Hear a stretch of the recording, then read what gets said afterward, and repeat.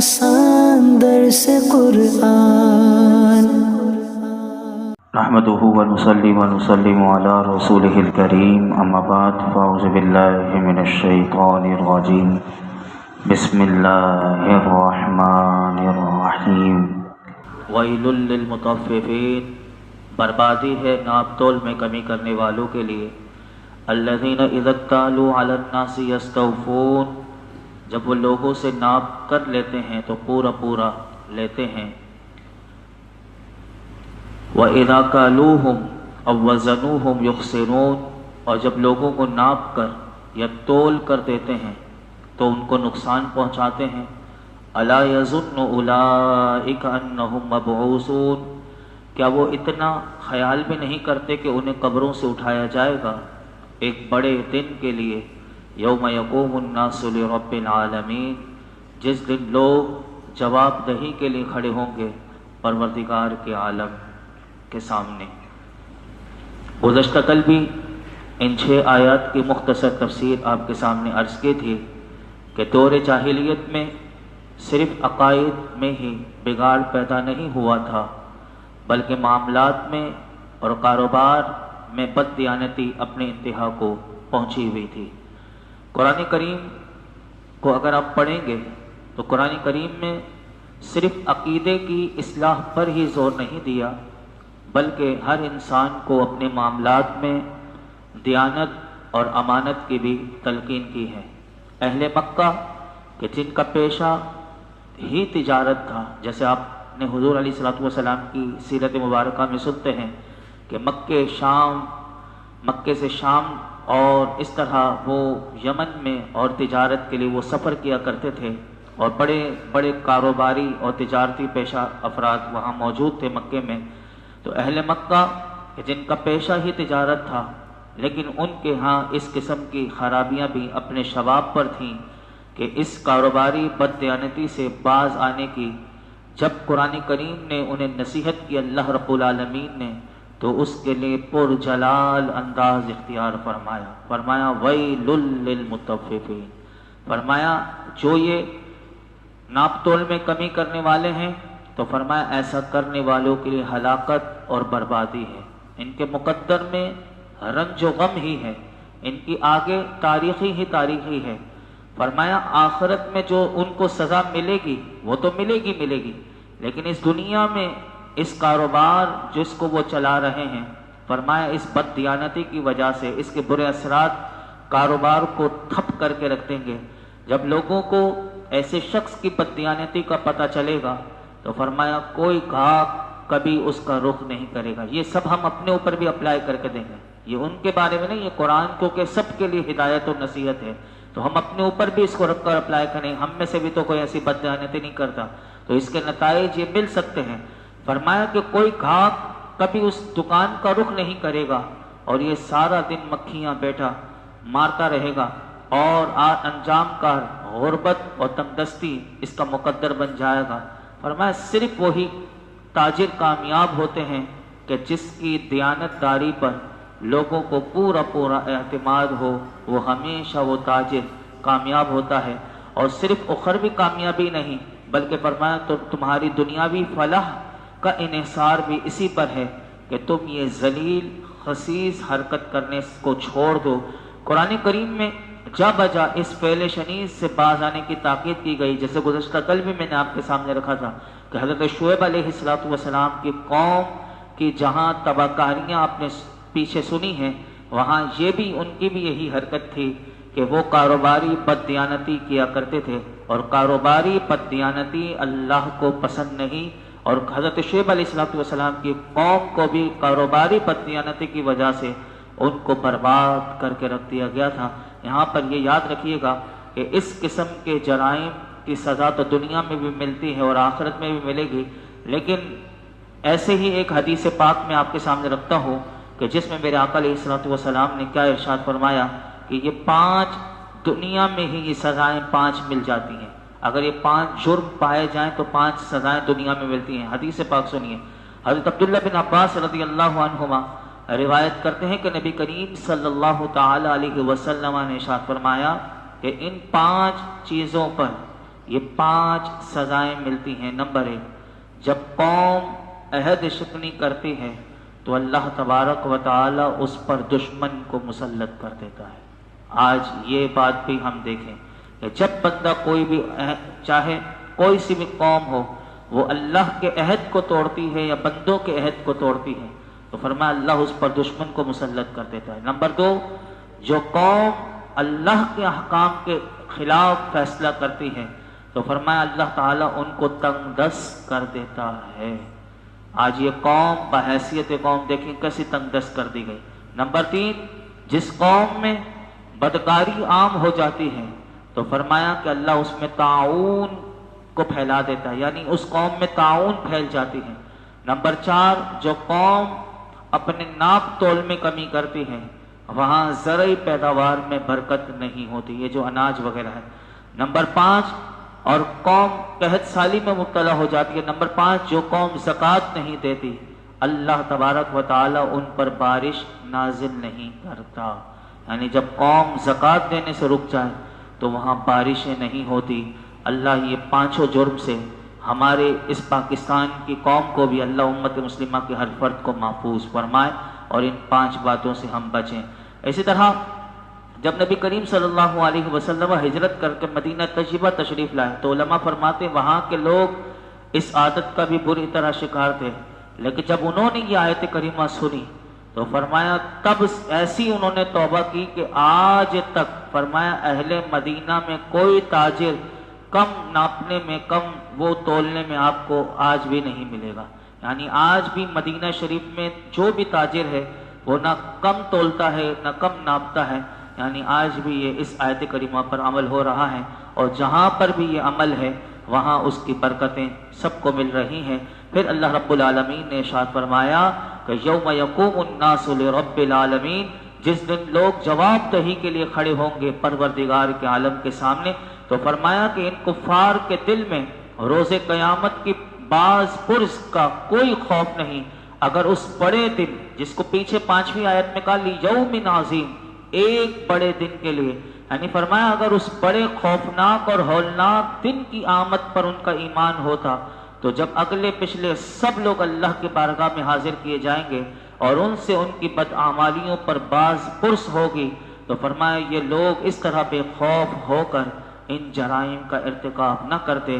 یعنی یہ بندہ وہی کر سکتا ہے کہ جسے قیامت کے دن کا حساب کا خوف نہیں کہ آج میں ڈنڈی مار کر کامیاب ہو جاؤں گا،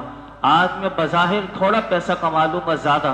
لیکن قیامت کے دن تو سارے راز کھل جائیں گے، سب کچھ بتا دیا جائے گا۔ اگر اس دن کا خوف ہوتا تو کبھی بھی کوئی یہ حرکت نہ کرتا۔ یاد رکھیے گا علماء کرام فرماتے ہیں قیامت کے دن جب لوگ اپنی اپنی قبروں سے نکلیں گے اور حشر کے میدان میں جمع ہوں گے، پھر اپنے اعمال کے حساب کتاب اور ان کے جزا کے لیے اللہ کی بارگاہ میں کھڑے ہوں گے، اس وقت ان کا کیا حال ہوگا۔ میرے آقا علیہ الصلوۃ والسلام نے اس کی تھوڑی سی جھلک دکھائی ہے، سنیے کہ کنز العمال میں یہ حدیث شریف موجود ہے کہ حضرت ابو ہریرہ رضی اللہ تعالیٰ عنہ سے روایت ہے کہ بشیر نام کا ایک آدمی نبی کریم صلی اللہ علیہ وسلم کی بارگاہ میں بیٹھا کرتا تھا۔ ایک مرتبہ وہ 3 دن بعد نبی اکرم صلی اللہ علیہ وسلم کی بارگاہ میں حاضر ہوا تو میرے آقا علیہ الصلوۃ والسلام نے اس کی بدلی ہوئی رنگت کو دیکھ کر ارشاد فرمایا اے بشیر تیرا رنگ کیسے تبدیل ہو گیا؟ تو اس نے عرض کی یا رسول اللہ صلی اللہ علیہ وسلم میں نے ایک اونٹ خریدا تھا اور وہ مجھ سے بھاگ گیا تو میں 3 دن تک اس کی تلاش میں لگا رہا اور میں نے اس کے بارے میں کوئی شرط بھی نہیں رکھی تھی۔ تو میرے آقا علیہ الصلوۃ والسلام نے ارشاد فرمایا بھاگے ہوئے اونٹ کو تو واپس لوٹایا جا سکتا ہے، کیا اس کے علاوہ کسی اور چیز نے تو تیرا رنگ نہیں بدلا؟ تو اس نے عرض کی نہیں یا رسول اللہ اس کے علاوہ اور کسی چیز نے میرا رنگ نہیں بدلا۔ تو اب میرے آقا علیہ الصلوۃ والسلام نے اس دن کی فکر آخر کا منظر آپ نے بیان کیا تو رسول اللہ صلی اللہ علیہ وسلم نے ارشاد فرمایا آج 3 دن تک اونٹ تلاش کرنے کی وجہ سے تیرا یہ حال ہو گیا ہے، تو اس دن تیرا کیا حال ہوگا کہ جس کی مقدار 50,000 سال ہے۔ اور حضور نے فرمایا اس دن سب لوگ رب العالمین کے حضور کھڑے ہوں گے. یعنی ایک 3 دن کا اگر اونٹ بھاگ کر چلا، اس کو ڈھونڈنے میں یہ حالت ہو جاتی ہے، تو پھر اس دن بندہ کہاں بھاگے گا؟ اپنے اعمال اور حساب کتاب کا جب اس کے اللہ کی بارگاہ میں اسے کھڑا کیا جائے گا تو پھر وہ کہیں نہیں بھاگ سکتا. دوسری حدیث پاک بخاری شریف میں ہے، حضرت عبداللہ بن عمر رضی اللہ عنہما سے روایت ہے کہ رسول اللہ صلی اللہ علیہ وسلم نے ارشاد فرمایا، جس دن تمام انسان پروردگار عالم کے حضور کھڑے ہوں گے تو کوئی اس حال تک پہنچا ہوا ہوگا کہ کانوں کی لو تک اپنے پسینے میں غرق ہوگا. یعنی پسینہ اتنا ہوگا کہ بندہ اپنے پسینے اس کے کان کی لو تک، پاؤں سے لے کر کان کی لو تک پسینے میں وہ غرق ہوگا. اس منظر کو یاد رکھنا چاہیے. تیسری حدیث پاک کی تفسیر بھی میرے آقا علیہ الصلوۃ والسلام نے، مشکات شریف میں یہ حدیث موجود ہے. حضرت ابو سعید خدری رضی اللہ تعالی عنہ فرماتے ہیں کہ میں رسول اللہ صلی اللہ علیہ وسلم کی بارگاہ میں حاضر ہوا اور عرض کی کہ مجھے خبر دیجیے کہ قیامت کے اس دن کھڑے ہونے پر کون قدرت رکھے گا کہ جس کے بارے میں اللہ رب العالمین نے ارشاد فرمایا، یوم یقوم الناس لرب العالمین، کہ جس دن سب لوگ رب العالمین کے حضور کھڑے ہوں گے. تو رسول اللہ صلی اللہ علیہ وسلم نے ارشاد فرمایا وہ دن مومن پر ہلکا کر دیا جائے گا حتیٰ کہ اس پر ایک فرض نماز کی طرح ہو جائے گا. یعنی کافروں پر وہ اتنا بھاری ہوگا، لیکن قیامت کے دن اس دن کھڑے ہونے پر قدرت جسے اللہ دے گا تو فرمایا وہ مومن کے لیے وہ دن اتنا ہلکا کر دے گا اللہ کہ فرمایا جتنا ایک فرض نماز کا ٹائم ہوتا ہے اتنا اللہ اس مومن کے لیے کر دے گا کہ جس نے مومن ایمان کے تقاضوں کو سمجھا اور دنیا میں اس ایمان کے تقاضے کے مطابق زندگی گزاری. اللہ رب العالمین کی بارگاہ میں دعا کرتے ہیں اللہ تعالی ہم سب کو، تمام مسلمانوں کو قیامت کے دن کی شدتوں اور حساب کی سختیوں سے پناہ مانگنے کی توفیق عطا فرمائے. اور ہم سب اللہ کی بارگاہ میں پناہ مانگتے ہیں کہ حساب کی سختیوں سے اور قیامت کے دن کی شدتوں سے. آگے ارشاد فرمایا، کلا ان کتاب الفجار لفی سجین، یقیناً بے شک بدکاروں کا نامہ اعمال ضرور سجین میں ہے. وما ادراک ما سجین، اور تجھے کیا معلوم کہ سجین کیا ہے؟ کتاب مرقوم، وہ مہر لگائی ہوئی ہی ایک کتاب ہے. ویل یومئذ للمکذبین، اس دن جھٹلانے والوں کے لیے خرابی ہے. الذین یکذبون بیوم الدین، کہ جو انصاف کے دن کو جھٹلاتے ہیں. وما یکذب بہ الا کل معتد اثیم، اور انہیں نہیں جھٹلاتے اور انہیں اسے نہیں جھٹلائے گا مگر ہر سرکش بڑا گناہگار. اذا تتلی علیہ آیاتنا قال اساطیر الاولین، جب اس پر ہماری آیتیں پڑھی جاتی ہیں تو کہتا ہے یہ قرآن اگلوں کی کہانیاں ہیں. اللہ اکبر.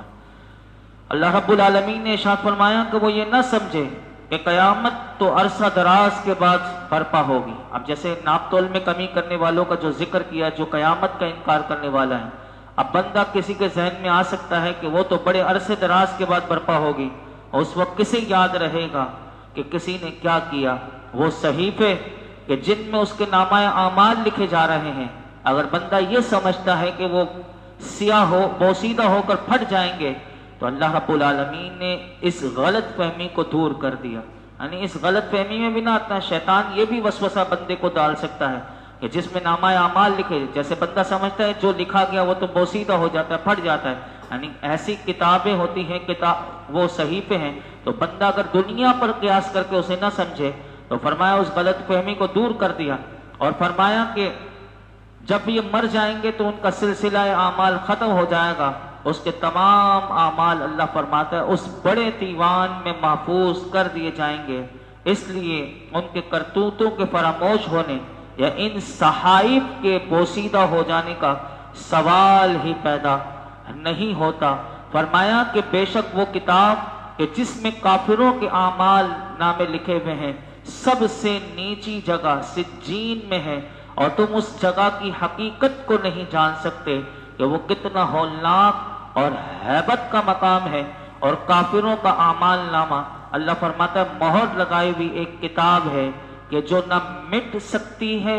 نہ بدل سکتی ہے. یہاں تک کہ ان سے ان اعمال کا حساب لیا جائے گا اور ان اعمال پر انہیں سزا دی جائے گی کہ جس دن اعمال نامے کی وہ کتاب نکالی جائے گی تو اس دن اللہ فرماتا ہے کہ ان جھٹلانے والوں کے لیے خرابی ہے جو انصاف کے دن کو جھٹلاتے ہیں اور جزا کے ملنے کے دن یعنی قیامت کے منکر ہیں، اور اس دن کو اللہ رب العالمین فرماتا ہے وہی جھٹلاتا ہے کہ جس میں یہ 3 باتیں پائی جاتی ہوں۔ نمبر 1، کون حق کے دن کو جھٹلاتا ہے؟ تو یہ 3 لوگ ہیں، فرمایا جس میں یہ 3 باتیں پائی جاتی ہیں۔ نمبر 1 کہ وہ حق سے تجاوز کرنے والا ہو اور مخلوق کے ساتھ معاملات کرنے میں ان پر ظلم کرنے والا ہو، فرمایا پہلا یہ شخص۔ نمبر 2،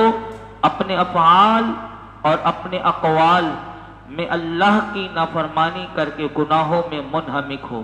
نمبر 3 کہ جب اس کے سامنے قرآن کی آیتیں پڑھی جاتی ہیں تو ان کے بارے میں کہتا ہے کہ یہ اللہ تعالیٰ کی وحی نہیں بلکہ سابقہ لوگوں کی کہانیاں ہیں۔ اللہ اکبر۔ یہاں پر اللہ رب العالمین نے ان کا ذکر کیا اور فرمایا کلا بل ران علی قلوبہم ما کانوا یکسبون، ایسا ہرگز نہیں ہے بلکہ ان کے کمائے ہوئے اعمال نے ان کے دلوں پر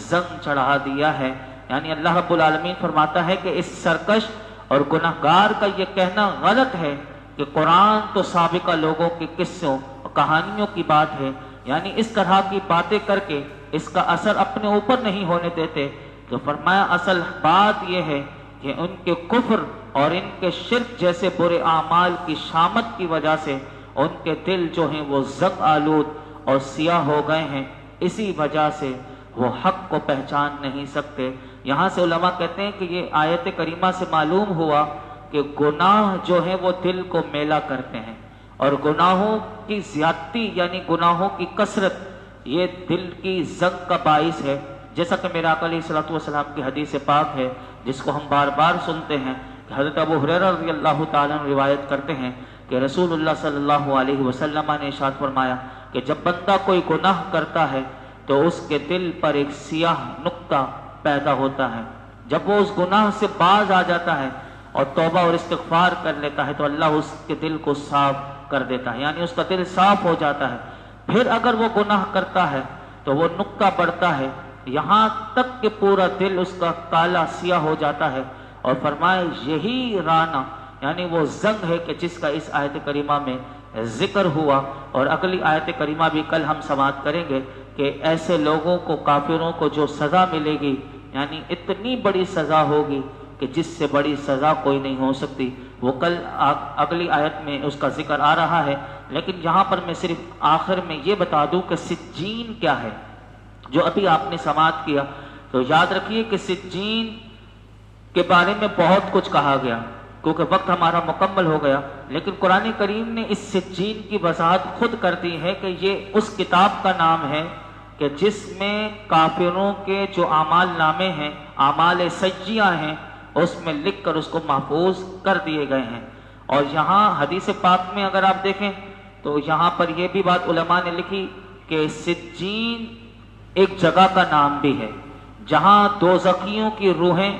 وہ رکھی جاتی ہیں، یعنی جو کافر دوزخی ہیں ان کی روحیں جو ہیں وہ ساتوں زمین کے نیچے جو مقام ہے وہاں اس سجین کو کہا گیا۔ اور بعض علماء نے کہا کہ ہو سکتا ہے کہ اس کتاب کا نام بھی سجین ہے اور اس مقام کا نام بھی سجین ہے کہ جہاں کافروں کی روحیں ہیں، تو یہ آیت میں کوئی وہ کسی قسم کا تعارض نہیں۔ اور بعض علماء نے یہ بھی اس مقام پر لکھا کہ سجین جو ہے یہ ابلیس اور اس کے لشکروں کا محل ہے کہ جہاں کافروں کی روحیں ہیں، وہیں اس کتاب کو ساتوں زمین کے نیچے ایک مقام ہے وہاں کافروں کی روحوں کو رکھا جاتا ہے۔ لیکن مومنوں کی روحیں کہاں رہتی ہیں؟ اگلی جو کل آیات آئیں گی وہ بھی اللہ نے بتا دیا کہ دنیا میں بھی جیسے یہ دونوں برابر نہیں، تو اللہ نے مومنوں کو جو عزت دی ہے تو ان کی روحیں بھی کہاں رہتی ہیں؟ کل اگلی آیات میں اس مقام کا بھی ذکر کیا گیا ہے کہ وہ علیین ہے، اور وہ علیین کون سا مقام ہے کل ہم سماعت کریں گے۔ اللہ رب العالمین ہم سب کو فکر آخرت نصیب فرمائے اور اچھے اعمال کی اللہ ہمیں توفیق نصیب فرمائے۔ الحمدللہ رب العالمین والصلاة والسلام علی سید الانبیاء والمرسلین وعلی آلہ واصحابہ اجمعین۔ یا اللہ پاک جو کچھ سنایا اس میں کوئی غلطی کوتاہی ہو معاف فرما، اپنی بارگاہ میں قبول فرما، قرآن حکیم کا نور اور اس کا فیضان نصیب فرما، ہمارے لیے سمجھنا سمجھانا آسان فرما، غور و فکر کرنا اور عمل کرنا ہم سب کا ایمان پر خاتمہ فرمانا۔ واخر دعوانا آپ کی ساری امت مسلمہ کے بے حساب مغفرت فرما، دنیا اور آخرت کی ساری بھلائیاں، خیر، کامیابیاں، عزت، نعمت، راحتیں، سکون عطا فرما، زوال نعمت سے بچا، بدبختی سے بچا، برے وقت سے، برے انجام سے بچا۔ آج تک ہم نے جتنی دعائیں کی ہیں آئندہ کریں گے، اللہ ہماری تمام دعاؤں کو قبول فرما۔ یا اللہ ہم سب کی دعاؤں کو اپنے محبوب کے صدقے میں قبول فرما۔ وصلی اللہ تعالی علی خیر خلق محمد وعلی آلہ وصحبہ اجمعین۔